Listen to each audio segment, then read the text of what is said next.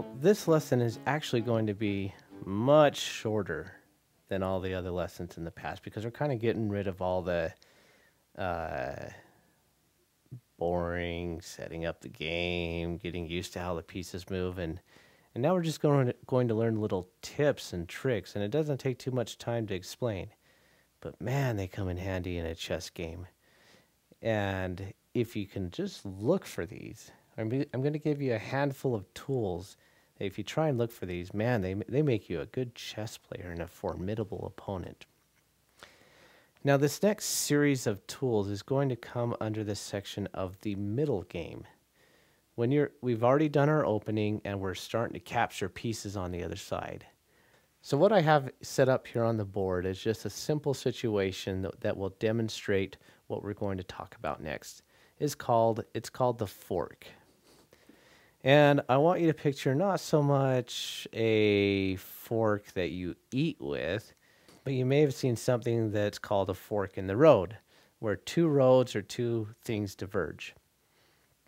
This bishop right here has in one move, can put the opponent in a fork. By moving to here, the fork means that he has either the option to move here or here. He can capture both. He has the option to capture either one of those pieces. So black is in a bad position right now because no matter what he does, he only has one move that he can do. He can either move this piece or that piece, but either way, he's going to lose. And that's the power of the fork. If you can find yourself in a position where you can get into a fork, oh, I love the fork, because no matter what, your opponent's going to lose a valuable piece. He can capture whichever one he wants. So, I mean, the queen and the rook, those are both very good pieces. And, you know, I'm guessing he says, well, I want to keep my queen a little bit longer. And so he'll go like that. But no matter what, he's going to lose. So let's examine let's examine a fork with a different set of pieces. Okay, so let's say you might be able to see it. Hopefully you can see it. Where can this castle move to put the black in a fork? This one should be pretty easy to see. He moves himself right here, and there's the fork. No matter what black does, he's going to lose one of those pieces. So no matter what black does,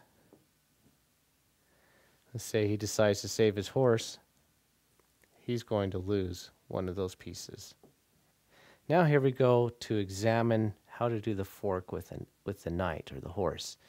He's the sneakiest fork guy that gets people in a fork. I love it because he sneaks in. It doesn't look like he can do anything right now, but all of a sudden, here he goes. With that move right there, all of a sudden, there he is. He can capture either the queen or the castle. He can go to either spot. And so no matter what, the queen moves away.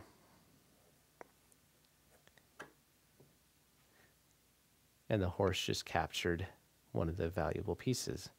So the fork is a really simple move. It doesn't require a lot of brain power to see when there's no pieces on the board.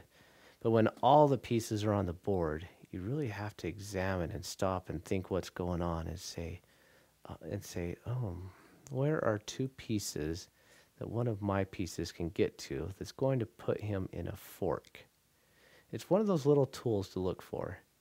So what your assignment is now is to play a game, whether against the computer or a person, and the only tool that I want you to focus on, again, don't worry, don't even try to win, just don't even focus. Like, what I want you to really look at is look for opportunities to get your opponent in a fork and see what happens.